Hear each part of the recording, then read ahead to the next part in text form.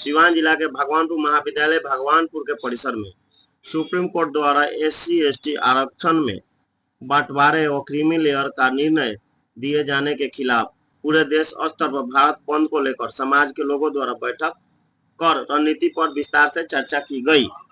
बैठक में भगवानपुर में आगामी 21 अगस्त को सुप्रीम कोर्ट के निर्णय के खिलाफ विरोध प्रदर्शन के साथ शांतिपूर्ण बंद करने का निर्णय लिया गया। आज आप लोग भगवानपुर हाट में बैठक किए थे, क्या कारण है, क्या किस उद्देश्य से किए थे बैठक आप लोग? आज हम लोग भगवानपुर कॉलेज के प्रांगण में ये सारे लोग इकट्ठा हुए हैं। इसलिए इकट्ठा हुए हैं जो कोर्ट का आदेश आया है, सरकार को कहा गया है कि दलित के आरक्षण को ऐसे से वैसे कर दिया जाए, इसको हम लोग मानने के लिए तैयार नहीं हैं।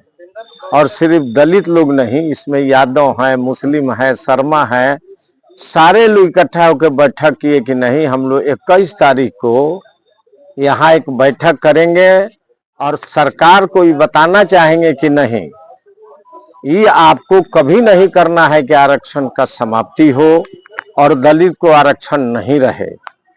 और संविधान के मुताबिक जो माननीय अंबेडकर जी ने जो लिख दिया है उसको बरकरार रखा जाए, ताकि दबे कुचले लोग भी आगे बढ़ने की कोशिश करें और बढ़ जाएं।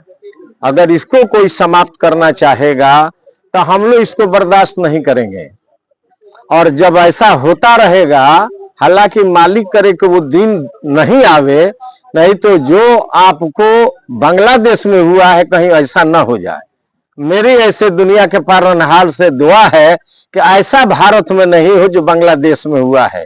लेकिन जब भी किसी खास वर्ग को टॉर्चर किया जाएगा, उसको हटाया जाएगा, तो लोग बैठने वाले नहीं है। इसलिए कम या बेसी शिक्षा हर जात में अब हो गई है। और बांग्लादेश की आप बात कर रहे हैं, बांग्लादेश की बात भारत में कैसे, क्या ऐसा लग रहा है आपको कि वैसे हालत बन सकते हैं? इसलिए कि बांग्लादेश में भी वही हुआ था कि नहीं, आरक्षण लोगों को समाप्त कर दिया जाए, उन लोगों का कोई यहाँ बात नहीं चले। तो वहां के लोगों ने राय करके, खास करके पढ़े लिखे लड़कों ने कहा कि नहीं, ये नहीं होगा, जो शुरू से है वही रहेगा। वैसे ही हमारे अंबेडकर जी ने जो दिया है भारत में, वही रखा जाएगा। हम उसको मानने के लिए तैयार हैं। अगर उसके कोई विरुद्ध चलेगा तो हम रोड पर उतरने के लिए तैयार हैं। क्या कुछ ऐसा कर रही है सरकार भारत की कि या नरेंद्र मोदी या आप लोग सुप्रीम कोर्ट की बात कर रहे थे, तो क्या ऐसा कुछ कानून में प्रावधान ला रही है जिससे आपको दिक्कत है, समाज को दिक्कत है? देखिए, सरकार की बात यहाँ नहीं है। सुप्रीम कोर्ट ने जो कहा है उसी को हम लोग सरकार के कान में डालना चाहते हैं कि नहीं, उस बात को कबूल नहीं किया जाए। और जहां तक करने की बात है, अब बगैर एग्जाम के कोई IAS बना देता है, इससे बड़ी बात क्या हो सकती है? देखे भी कि ये नीट के एग्जाम में पढ़े लिखे लड़का पढ़े रह गए और बगैर कम पढ़ा लिखा लड़का निकल गया। ये बात हम लोग जैसे आदमी को समझ में नहीं आ रही। सरकार को समझना चाहिए, किसी पार्टी की सरकार सेंट्रल में रहे तो वो उसको विचार करना चाहिए, संविधान को सामने रखना चाहिए और लोगों की बात सुनना चाहिए। गद्दी पर बैठने का मतलब ये नहीं है कि मैं मौलाना हूं, बैठ गए तो वकीलों को कुचल दूं। मौलाना के मान ही हुआ कि विचार करे, किताब के मुताबिक चले। तो जो सियासत में जाता है, प्रधानमंत्री होता है, उसको भी संविधान सामने रख के बोलना चाहिए, चलना चाहिए, करना चाहिए।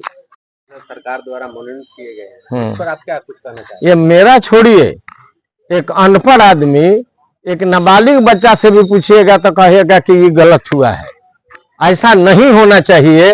IAS का एग्जाम साधारण एग्जाम नहीं है और IAS के जो चेयर मिलता है वो साधारण चेयर नहीं है। अब बगैर एग्जाम के IAS बनाइएगा तो आज नहीं तो कल देश को गुलाम बनाना चाहते हैं। हमसे पूछिएगा तो मेरा ओपिनियन। तो IAS से क्या, तो सब ऐसे बनाते रहिए।